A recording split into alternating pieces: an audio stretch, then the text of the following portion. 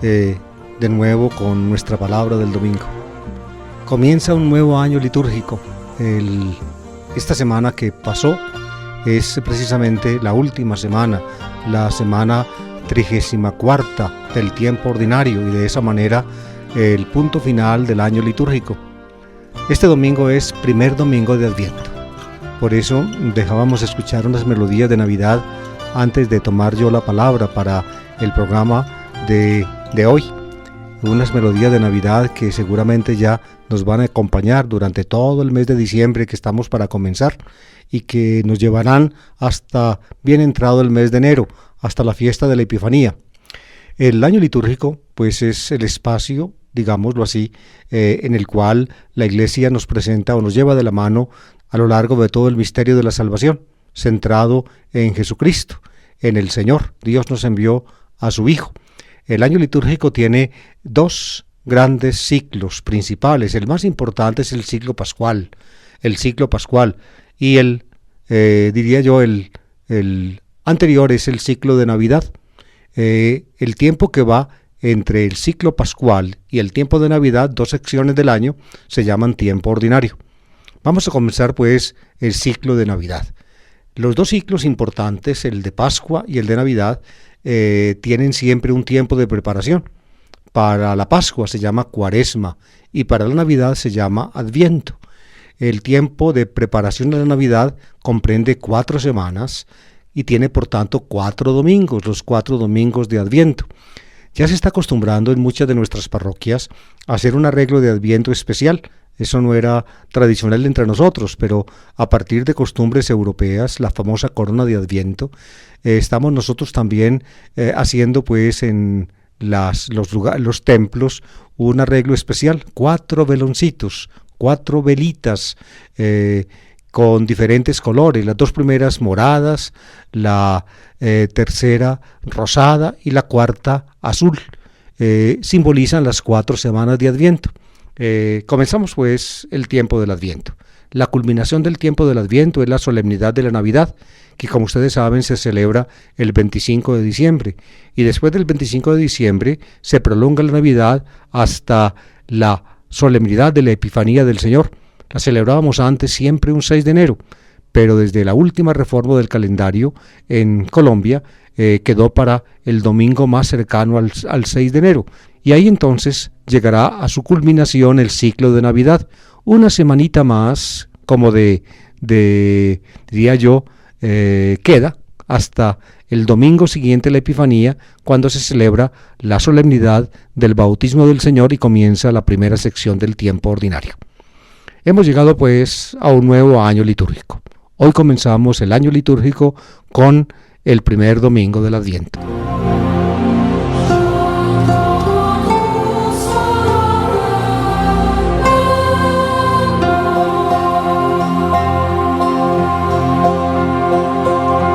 Para las personas, para los escuchas de este programa aquí en Medellín, o los que nos siguen por la red, por internet, les digo esto. Ustedes saben que hay 3 ciclos dominicales en la liturgia: el ciclo A, el ciclo B, el ciclo C. Hasta el domingo anterior estábamos en el ciclo C. Hoy comenzamos el ciclo A. Como generalmente las lecturas dominicales están tomadas, la primera del Antiguo Testamento, la segunda de una carta apostólica y la tercera de los Evangelios. Como estamos en el ciclo A, entonces este año va a predominar en las lecturas evangélicas el Evangelio de San Mateo. San Mateo, pues en este año litúrgico, digo yo, que comienza hoy y que se prolonga durante todo el año entrante hasta fines de noviembre. Ese es el año litúrgico.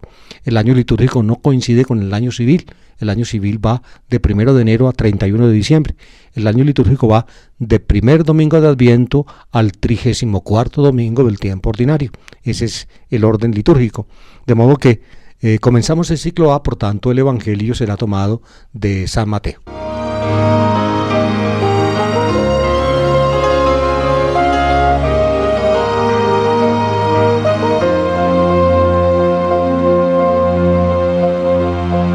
La primera lectura, pues, tomada del profeta Isaías, capítulo 2, versículos 1 a 5, dice así: Visión de Isaías, hijo de Amós, acerca de Judá y de Jerusalén.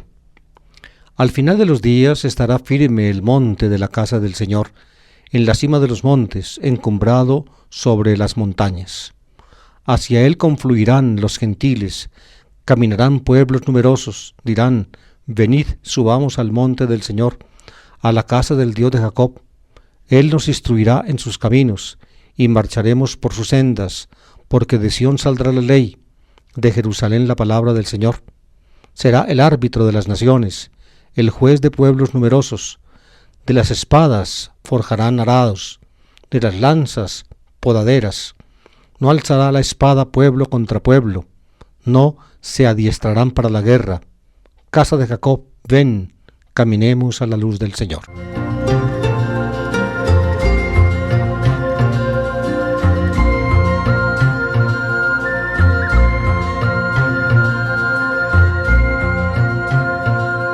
Pues bien, este texto del capítulo 2 de Isaías da como la tónica de todo el Adviento. Es un texto de esperanza.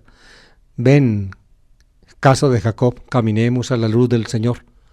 El pedacito está, o el pasaje que está indicado pues en la liturgia proviene del primer gran bloque del libro de Isaías, del 1 al 39, donde están agrupados los digamos las referencias o los textos que pueden proceder del auténtico, es decir, del Isaías histórico.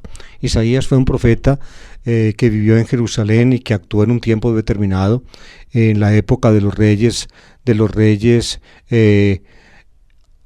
Acaz y Ezequías, y también antes Jotam, también actuó Isaías, es decir, en la segunda mitad del siglo VIII antes de Cristo, y le tocó pues la crisis de los dos reinos, el reino de Israel en el norte y el de Judá en el sur, por el avance vertiginoso y violento del gran imperio asirio.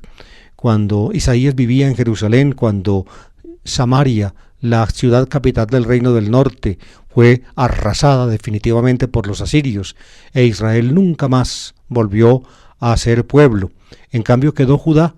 También contra Judá procedió el imperio asirio, pero Sennacherib, rey de Asiria, estando Isaías en Jerusalén, no pudo tomarse la ciudad. Tuvo que salir precipitadamente, abandonar el sitio al cual tenía sometida la ciudad y regresar a Siria. Ese es un momento donde el pueblo judío, encabezado por su rey Ezequías, junto a quien estaba el profeta Isaías, sintió muy de cerca la protección de la mano de Dios. El texto que escuchamos hoy, pues aunque pertenece al primer bloque del libro de Isaías 1 a 39, no parece, digamos, derivar de la predicación histórica de Isaías. Da los visos de ser un texto posterior, un texto compuesto ciertamente en la escuela de Isaías, pero que no refleja, digamos, los momentos aciagos de la época en que Isaías actuó. Es más bien un texto de esperanza posterior, de la época probablemente postexílica, al menos así me parece pues a mí, y las fuentes en las cuales me he inspirado para hablarles. Es un canto o es una presentación profética de la importancia de Jerusalén, el monte de la casa del Señor, en la cima de los montes, encumbrado sobre las montañas. Es el monte Sión donde está el templo. La casa del Señor es precisamente el templo. Bet Adonai se dice en hebreo, la casa del Señor, en la cumbre de las montañas. Y todos los pueblos entonces confluirán a Jerusalén. Para mi sensación bíblica, este texto está emparentado con las profecías del llamado tercer Isaías, cuyo bloque se encuentra en los capítulos 56 a 66, es decir, es el último bloque del profeta Isaías. Todos los pueblos harán una peregrinación a Jerusalén, hacia el monte de la casa del Señor, para encontrarse con Él allí, y también para unirse a su pueblo. Y desde la casa del Señor, desde el templo, Dios mismo instruirá a todas las naciones. Es decir, en el fondo pues todas las naciones, Goim, todos los pueblos, se harán, digamos, discípulos del Señor y de su pueblo, el pueblo judío, el pueblo de Israel, situado pues al pie del santo templo de Dios. Él nos instruirá en sus caminos y marcharemos por sus sendas, porque de Sión saldrá la ley, de Jerusalén la palabra del Señor. Es terminología, digamos más bien postexílica, en alguna forma inspirada en el Deuteronomio. Por eso la autoría, digamos, directa o la proveniencia directa de estos textos del profeta Isaías del siglo VIII puede ser discutida. Y fíjense, cuando todas las naciones confluyan a Jerusalén en una peregrinación maravillosa para unirse al pueblo de Dios en el templo, entonces se acabará la guerra. Es una visión, digamos, profética maravillosa que en el fondo coincide con algo que el profeta Isaías en su tiempo también presentó, y es que la tierra será como un paraíso. Es como si el jardín maravilloso que Dios creó para poner allí al ser humano, al final de los tiempos se reeditara, volviera a aparecer. Es la misma lógica que el domingo pasado, queridos oyentes, ustedes recuerdan, aparece en boca de Jesús al buen ladrón crucificado junto a él. Hoy estarás conmigo en el paraíso. El paraíso de los orígenes, digamos, es como la figura, la luz maravillosa que se proyecta hacia el final. No habrá ya pues guerra, ni habrá daño, ni habrá mal. El texto que escuchamos dice: de las espadas forjarán arados, de las lanzas podaderas. No alzará la espada pueblo contra pueblo, no se adiestrarán para la guerra. Es decir, habrá paz en el mundo. La paz, digámoslo así, que saldrá de Jerusalén. En la palabra propia de Isaías, seguramente tendremos oportunidad de mirarla en otra ocasión, es el rey mesiánico, el hijo de David, el que finalmente traerá esa paz. Cuando todos los pueblos, pues, pacíficamente confluyan hacia Jerusalén y se reúnen en el templo del Señor, entonces ya no habrá guerra, la paz reinará en la humanidad. Ustedes ven, pues, la imagen paradisíaca que nos presenta este texto de Isaías al comienzo del tiempo del Adviento.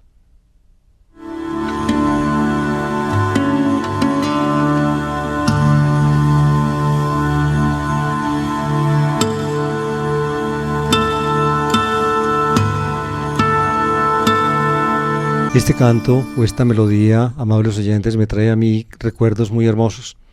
El 21 de diciembre del año 1963, en un pueblito de Alemania llamado Weißenohe, al día siguiente, el 22 de diciembre, un domingo, el cuarto domingo de Adviento, al día siguiente de mi ordenación como sacerdote, me tocó la primera misa cantada. Y la gente que llenaba la iglesia ese domingo a las 10 de la mañana cantó en alemán este precioso canto. Es un villancico alemán bellísimo, como ustedes mismos escucharon. La melodía es preciosa y la letra no menos preciosa. Es ist ein Ross entsprungen aus einer Wurzel zart, so wie die Alten sungen, von Jesse kam die Art und hat ein Blümlein gebracht, mitten im kalten Winter, wohl zur halben Nacht. Así suena en alemán y significa algo así como esto.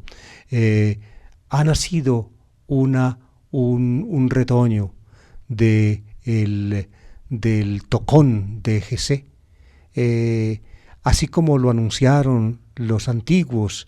De Jesé viene esa realidad y ha echado una florecita en medio del frío invierno hacia la medianoche. Mitten im kalten Winter, wohl zu der halben Nacht.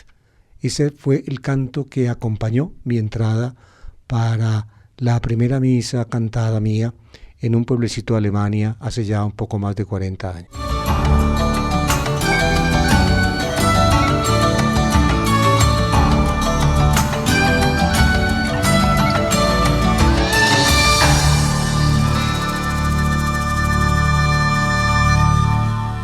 La segunda lectura de este primer domingo de Adviento está tomada, como les decía ahora, de una carta apostólica. Esta vez es la carta a los romanos. La carta a los romanos, como ustedes saben, amables oyentes, encabeza el cuerpo paulino, el corpus paulinum, es decir, la colección de cartas de Pablo que están en el Nuevo Testamento. Aparecen después de los Hechos de los Apóstoles y también pues de los 4 evangelios. Las cartas de Pablo fueron reunidas, probablemente ya empezaron a ser reunidas en el siglo I y acabaron de ser reunidas en el siglo II, y fueron reunidas con el criterio de la más larga a la más cortica. La más larga es precisamente esta, la carta a los romanos, por eso ocupa el primer lugar en la colección de las cartas de Pablo, pero no es la primera que Pablo escribió. Algunas veces les he explicado en este mismo programa que la primera carta que Pablo escribió es la primera carta a los tesalonicenses, pero como es cortica, aparece como en el 6º o 7º lugar la colección de cartas paulinas. Pues esta lectura está tomada de la carta a los romanos en el capítulo 13, versículos 11 a 14. La carta a los romanos, como en general las cartas de Pablo, comienzan por una parte, digamos, doctrinal y terminan con una parte parenética, es decir, exhortatoria. La parte, digamos, principal, en la carta a los romanos va del capítulo 1 al capítulo 11. Y la parte exhortatoria es del capítulo 12 al capítulo 15. El 16 es una colección de saludos que es añadida a la versión de la carta a los romanos, de modo que el pedacito que vamos a escuchar enseguida, que se leerá el próximo domingo, del capítulo 13 es exhortatorio, es decir, es una parenesis. Parenesis significa en griego exhortación, es una parenesis de Pablo, una serie de amonestaciones o consejos de Pablo a los cristianos de Roma. Pablo no los conocía. Les escribe esta carta porque quiere ir a Jerusalén primero y luego viajar hacia Occidente, porque ya en Oriente, piensa él, terminó su tarea de evangelización. Estuvo ya en Éfeso más de 3 años, luego de Éfeso regresó a Macedonia, de Macedonia pasó a Acaya, estuvo en Corinto, de Corinto se dispone a viajar a Jerusalén por barco, y entonces precisamente en Corinto escribe la carta a los romanos. Es la última de las cartas que Pablo escribió, directamente dictó, como lo dice al final de la carta. La dictó a un tal Tercio, que al final de la carta escribe de cuenta propia también un saludo a los que leen, a los destinatarios de la carta paulina.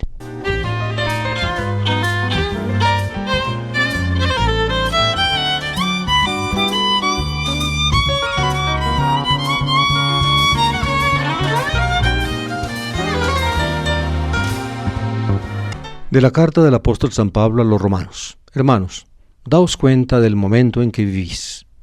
Ya es hora de espabilarse, porque ahora nuestra salvación está más cerca que cuando comenzamos a creer. La noche está avanzada, el día se echa encima. Dejemos las actividades de las tinieblas y pertrechémonos con las armas de la luz. Conduzcámonos como en pleno día, con dignidad. Nada de comilonas ni borracheras, nada de lujuria ni desenfreno, nada de riñas ni pendencias. Vestíos del Señor Jesucristo, y que el cuidado de vuestro cuerpo no fomente los malos deseos.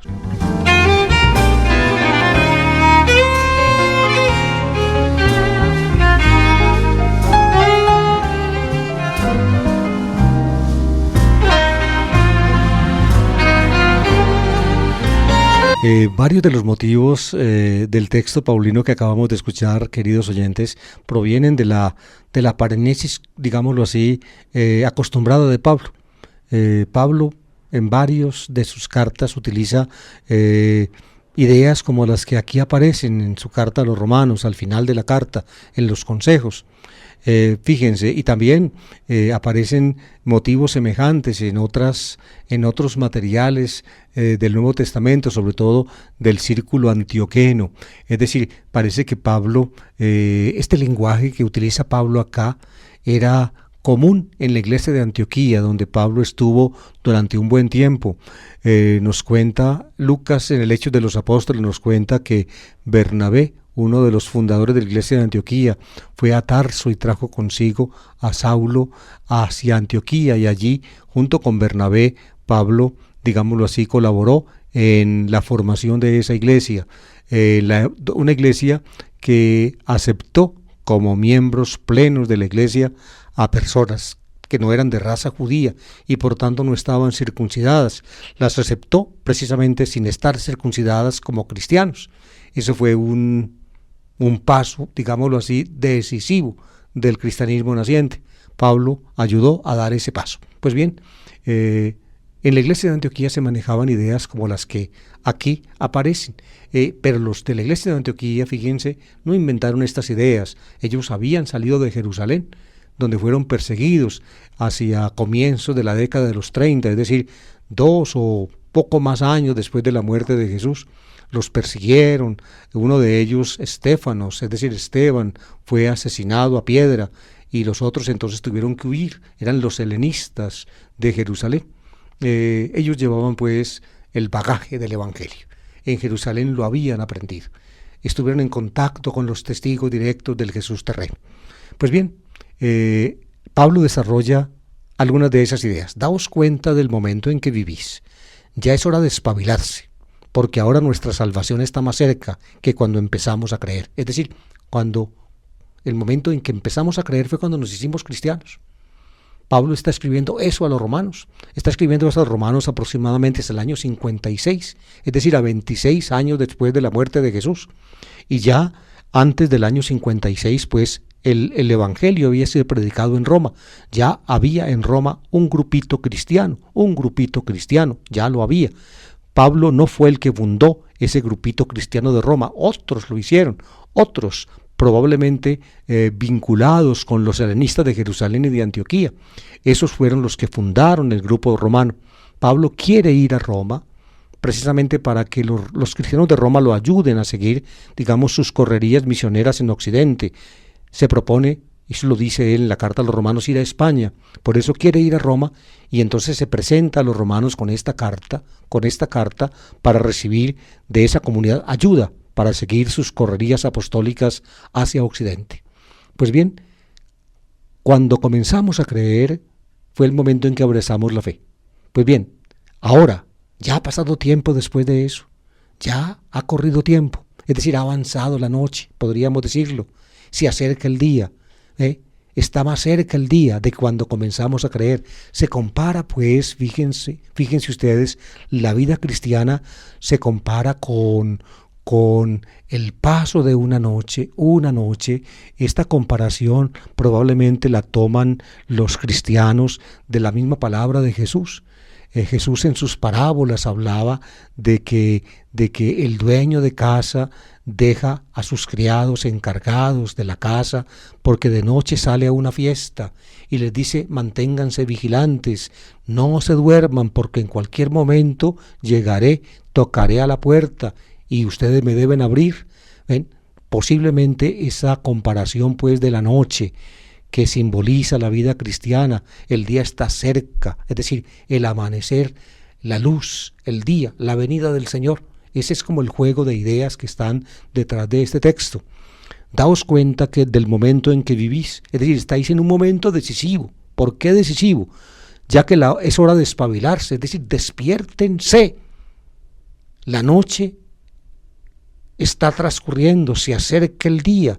Nuestra salvación está más cerca de cuando comenzamos a creer. Comenzamos a creer hace ya un tiempo y ha seguido avanzando el tiempo. Por tanto, la salvación está más cerca. La noche está avanzada. La noche simboliza la vida cristiana. El día se echa encima, el día del Señor. Ahí está, el día del Señor. Jesús hablaba de él, del día del Señor, en un tema que viene desde el Antiguo Testamento. Dejemos las actividades de las tinieblas y pertrechémonos con las armas de la luz. Aquí se juega pues con el simbolismo de la noche y el día, de la noche y el día. El día se echa encima, es decir, el Señor está para llegar. Por eso es hora de espabilarse, no se duerman, decía Jesús en sus parábolas. Los siervos dejados por el Señor deben permanecer vigilantes sin dormirse, porque en cualquier momento llega Él. Ese pues ese estar despierto, ese espabilarse, ese tener conciencia de que la noche está avanzada y que el día llega ya, implica o tiene implicaciones en la conducta. Conduzcámonos en pleno día con dignidad. A pesar de que está de noche, vivamos en el día, es decir, iluminados, en el día, con dignidad. Y entonces ahí sí llega, después de estos simbolismos, llega ya a términos muy concretos, que tanto ustedes como yo entendemos perfectamente. Hasta este punto es un poco difícil de entender, porque se juega con el simbolismo del día, de la noche, de la luz y las tinieblas, de la noche avanzada, del momento preciso, todo ese tipo de lenguaje alusivo, simbólico. En cambio, fíjense, lo último es perfectamente claro. Pasaba en el tiempo en que Pablo escribió esta carta y pasa ahora. Dice, nada de comilonas ni borracheras, nada de lujuria ni desenfreno, nada de riñas y pendencias. Todo eso es como vivir en la noche, estar uno oscuro, estar uno lleno de tinieblas. Vivamos en pleno día con dignidad. Si uno vive en pleno día con dignidad, no cae en esas cosas. Vestidos del Señor Jesucristo, es decir, ya ahora Jesucristo debe ser nuestro vestido, que cuando nos vean puedan ver en cada cristiano a Jesucristo mismo, y que el cuidado de vuestro cuerpo no fomente los malos deseos. Es decir, tenemos que cuidarnos ciertamente, pero no tenemos que cuidarnos para hacer el mal, para desbocarnos, para desabrocharnos. Tenemos que cuidarnos para ser auténticamente seres humanos, servidores de Dios y de nuestros hermanos.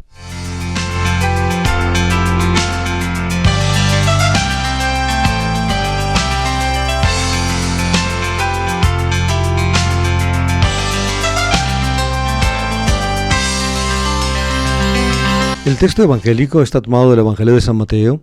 Como les dije al comienzo, comenzamos el año litúrgico y con él un nuevo ciclo dominical, ciclo A, Evangelio de San Mateo, capítulo 24, versículos 37 a 44. Pero las 2 primeras semanas de Adviento, la Iglesia nos recuerda, diría yo, primero el futuro, lo que está por venir, la venida gloriosa del Señor, la parusía del Señor, como la llama el evangelista Mateo. Lucas nunca utiliza ese término, Mateo sí. La parusía del Señor, su presencia definitiva. Eso significa parusía, hacerse presente. La venida pues última del Señor. Y en los 2 últimos domingos de Adviento ya la Iglesia dirige nuestra mirada hacia el pasado. Es decir, hacia la Navidad del Señor, su primera venida. Eso quiere decir, queridos oyentes, que el Adviento y la Navidad no deben simplemente ser para nosotros cristianos de hoy un recuerdo romántico de los acontecimientos de Belén. No simplemente eso. Fíjense, hoy en día la Navidad prácticamente se ha secularizado del todo, se convirtió en vacaciones, se convirtió en un desenfreno comercial. Todo el mundo pues hoy en día utiliza simbologías cristianas y muchas veces, tal vez la mayoría de las veces, tristemente, la gente no sabe qué significa Navidad, qué es lo que la Navidad contiene. La Navidad en Occidente es una derivación del cristianismo, pero en tal forma pues el espíritu, digamos, occidental secularizó la Navidad, que ya hoy la mayor parte de las personas, me atrevo yo a decir, tristemente digo, ni siquiera tienen idea de que aquí estamos recordando el nacimiento de Jesús. Pues bien, con lo que estoy diciendo, les quiero explicar que no solamente la Navidad es para recordar lo ya acontecido con Jesús, su nacimiento en la carne, sino para interpretar esa venida en la carne del Hijo de Dios como un preludio, una indicación de que finalmente nuestra vida está dirigida a Dios por Jesucristo, que Él está no solamente pues en el pasado, sino básicamente en el futuro, que es el sentido de nuestra vida, que Él es el horizonte hacia el cual nos dirigimos. Por eso, ustedes van a escuchar que el Evangelio del día de hoy toma el mismo tema que al final del año litúrgico, del que ya terminó, estuvimos tratando, es decir, la venida del Señor, los últimos acontecimientos. Los evangelistas tienen todos lo que solemos llamar un sermón escatológico, es decir, un discurso de Jesús en que habla de los últimos, llamémoslos, acontecimientos. Está en Marcos capítulo 13, en Mateo capítulo 24 y en Lucas capítulo 21. Mateo y Lucas son deudores de Marcos en el capítulo 13. Pero fíjense, aquí la lectura que será tomada del capítulo 24 de Mateo, fíjense, Mateo mezcla con lo que toma de Marcos, mezcla lo que toma de la otra fuente que él tiene, que es Q. Les he explicado muchas veces esto en mis programas. Lucas y Mateo tienen dos fuentes principales.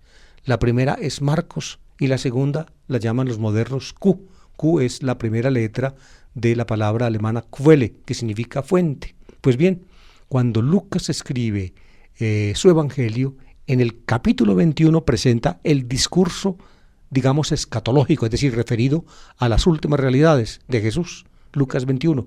Y en Lucas 17, separado de lo que toma de Marcos, Lucas trae el discurso escatológico, el mismo tema que encontró en Q.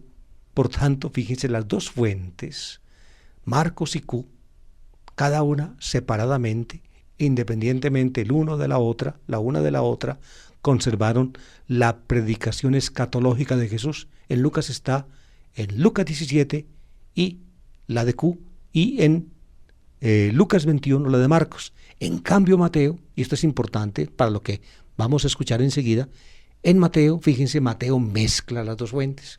En el capítulo 24, Mateo mezcla lo que toma de Marcos con lo que toma de Q. En otras palabras, en Lucas están separadas las dos fuentes, en Mateo están unidas.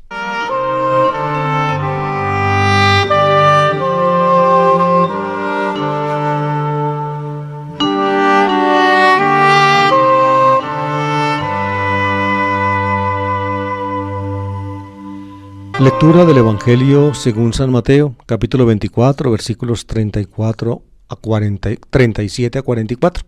Como les dije, pues, ustedes encuentran el paralelo de este pedacito de Mateo que vamos a leer en Lucas, capítulo 17. Allá está. Es el apartes del discurso escatológico de Jesús en Q, en la otra fuente de Mateo y Lucas, no en Marcos.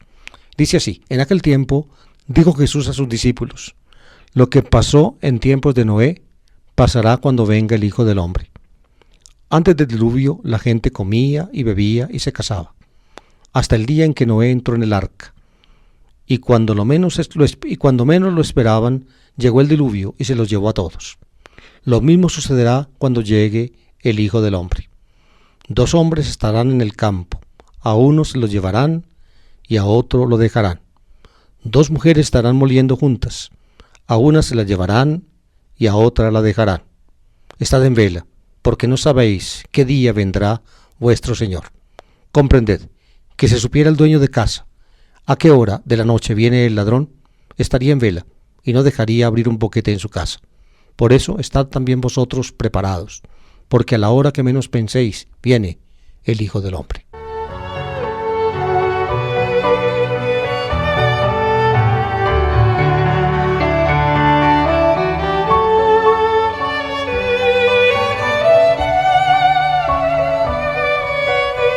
Para explicar, digamos, qué tan repentina, qué tan sorpresiva será la venida del Hijo del Hombre, apela Jesús a la comparación con el diluvio. El diluvio, ustedes encuentran la narración bíblica del diluvio en el libro del Génesis, en el capítulo 6, si mal no recuerdo. Allí está. La gente estaba tranquila. Dios anunció a Noé que iba a haber un diluvio y le mandó a hacer el arca. Y cuando el arca estaba ya preparada y Noé con su familia y aquello que Dios le había mandado guardar en el arca, estaban pues ya listos, entonces llegó el diluvio. Y prácticamente la inundación copó la tierra y la mortandad, pues según la Biblia, fue terrible. Pues bien, esa imagen de lo sorpresivo, de lo terrible, de lo inesperado del diluvio, le sirve a Jesús para hablar de la venida del Hijo del Hombre. Él dice: antes del diluvio la gente comía y bebía y se casaba, hasta el día en que no entró en el arca, y cuando menos lo esperaban llegó el diluvio y se los llevó a todos. Pues bien, se los llevó a todos. Lo mismo sucederá cuando venga el Hijo del Hombre, pero con una diferencia. Cuando venga el Hijo del Hombre, esa venida no será como el diluvio que se los lleve a todos, será inesperada, será sorpresiva, pero no se los llevará a todos. A unos sí, a otros no. A unos sí, a otros no. Y con 2 ejemplos lo muestra Jesús en su palabra. Dice, 2 hombres estarán en el campo, a uno se los llevarán y a otro lo dejarán. Y en paralelo, 2 mujeres. Fíjense que los dos dichos son paralelos. El uno se refiere a varones, el otro se refiere a mujeres. 2 hombres en el campo, a uno se lo llevarán, a otros lo dejarán. 2 mujeres estarán moliendo, a una se la llevarán, a otra la dejarán. Moliendo, evidentemente, el trigo para hacer harina y luego hacer panes. Estar en el campo, la agricultura, es oficio de varones. En cambio, la molienda, la preparación de la harina y la preparación del pan es oficio de mujeres. El diluvio se los lleva a todos, pero la venida del Hijo del Hombre no se los lleva a todos. A unos sí, a otros no. Los autores, los que estudian estos textos, discuten qué es allí lo positivo, si que se los lleven a uno o que lo dejen a uno, porque llevárselo puede ser digámoslo así, en relación con la inundación del diluvio, pues prácticamente ahogarlo a uno, hacerlo desaparecer. Pero en comparación con la parucía del Señor, tal como la conocemos en el Nuevo Testamento, llevarlo puede ser arrebatarlo al cielo. ¿Ven? Como explica Pablo en la primera carta a los tesalonicenses. En todo caso, aunque evidentemente sobre esto que les acabo de hablar hay dudas, lo cierto es esto. Será tan sorpresiva la venida del Hijo del Hombre como sorpresivo fue el diluvio. El diluvio, digámoslo así, o en el diluvio se preservaron algunos, Noé y los que estaban con él en el arca. En la venida del Hijo del Hombre se preservarán algunos. ¿Quiénes se preservarán? La parenesis cristiana lo hace comprender, el texto paulino lo hace comprender. Aquellos que entienden que la noche está avanzada y que el día llega, y por tanto entonces tratan de vivir en la noche como si estuvieran en el día. Tratan de evitar todo aquello que finalmente desdiga de nuestra condición de cristianos. Aquello que desdiga de que nos hemos vestido de Jesucristo, como nos decía Pablo en la lectura pasada.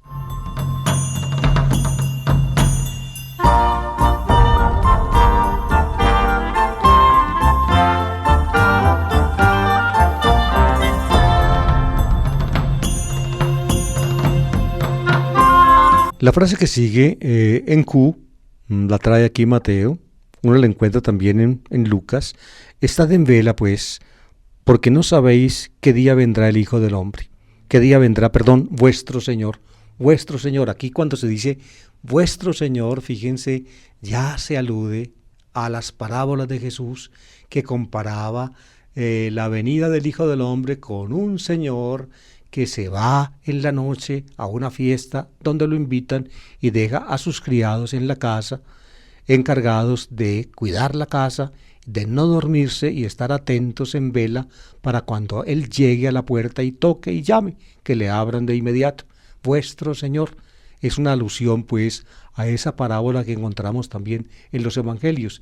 Estad en vela, grigorite. El verbo griego es grigorín.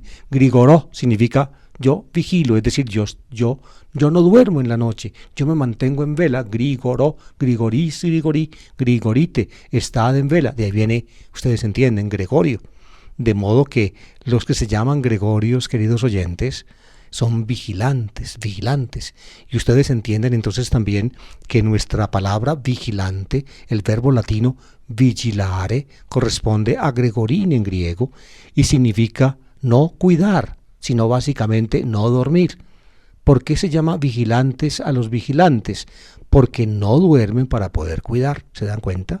Esa es diría yo, la historia, digamos, de la significación de la palabra.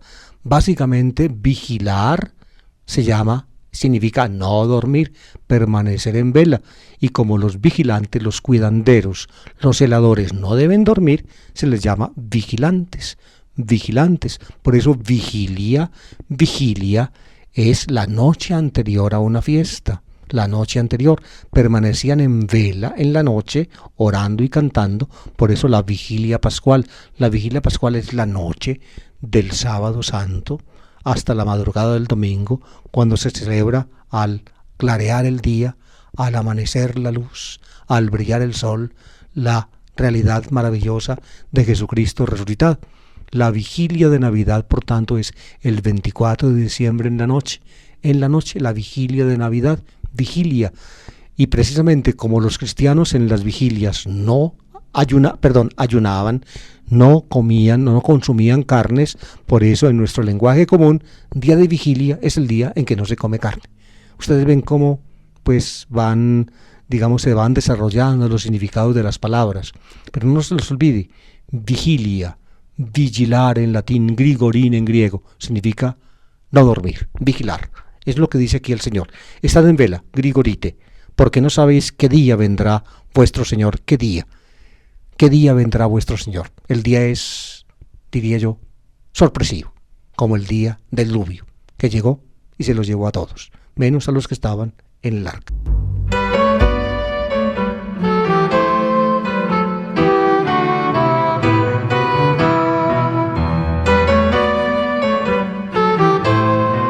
Y sigue el texto de Mateo tomado de Q con una parabolita, una breve parábola de Jesús que también aparece pues en Lucas y de la cual pues también Pablo parece informado, porque cuando escribe el capítulo 5 de la primera carta a los tesalonicenses, es decir, su más antigua carta, una carta escrita el año 50, imagínense, a 20 años después de la muerte de Jesús, Pablo tenía en la mente esta parábola de Jesús cuando dice que el día del Señor viene hoskleptis in nicti, es decir, como ladrón en la noche. Escuchen aquí, les recuerdo la parábola que aparece en el texto del Evangelio de este domingo. Comprended que si supiera el dueño de casa a qué hora de la noche viene el ladrón, estaría en vela y no dejaría abrir un boquete en su casa. Estaría en vela, es decir, vigilaría, estaría vigilante, con lo que estudiamos hace un momento, estaría en vela. Las casas de Palestina eran casas parecidas a las nuestras de Baarek. Nosotros todavía tenemos casas de Baarek. La primera casa de la finca de mis abuelos que me tocó conocer a mí todavía tenía techito de paja y las paredes eran de caña brava, con barro entre la caña brava, barro, digámoslo así, mezclado con boñiga. Así tan rudimentariamente me tocó pasar a mí horas muy felices de mi niñez en una casa, digamos, de techo de paja, suelo de tierra y paredes de barro y boñiga. Pues bien, en Palestina era parecido, también las paredes eran de barro y se podía entonces hacer un boquete fácilmente. Para entrarse a una casa no había que entrar por la puerta, simplemente se hacía un hueco en la pared y por ahí entraba el ladrón. Entonces fíjense lo que dice Jesús, comprended, si supiera el dueño de casa a qué hora de la noche viene el ladrón, estaría en vela y no dejaría abrir un boquete en su casa, estaría en vela, es decir, estaría despierto. Y apenas el ladrón empezara a cavar para abrir el hueco en la pared, entonces lo espantaría, lo haría huir el ladrón. El día del Señor viene hoskleptis, dice Pablo, en nicti, como ladrón en la noche. Kleptis, así se dice en griego ladrón. Kleptis, de ahí viene cleptomanía, ¿no han oído? Cleptomanía. Hay personas que son cleptómanas, es decir, que tienen un problema psicológico que las impulsa a robar. A veces gente muy rica. Alguna vez oí decir que una señora sumamente rica de Medellín tenía ese bendito vicio y llegaba por allá a almacenes y joyerías, se hacía mostrar una cosa y se la llevaba. El marido, que era un hombre muy rico, ya tenía avisados a los almacenes que cuando hiciera su mujer eso, no llamaran policía ni nada, sino que lo llamaran a él y que él pagaría las cuentas.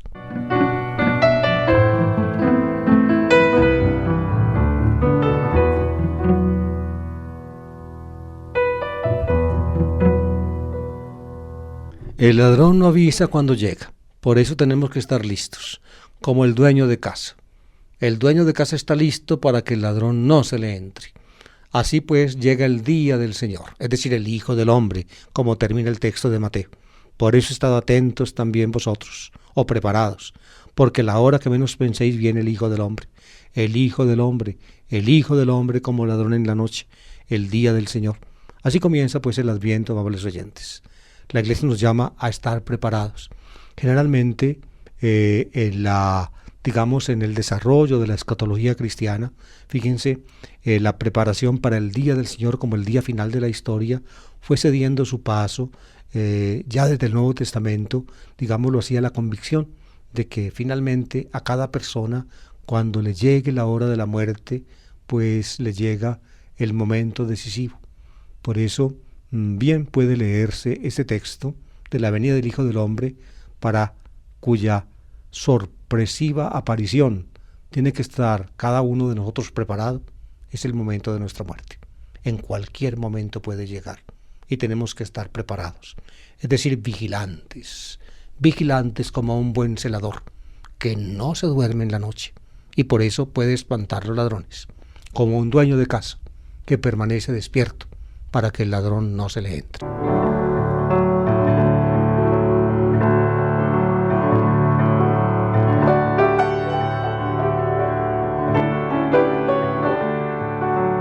Con este espíritu, pues, o con este panorama, vamos a celebrar la Navidad.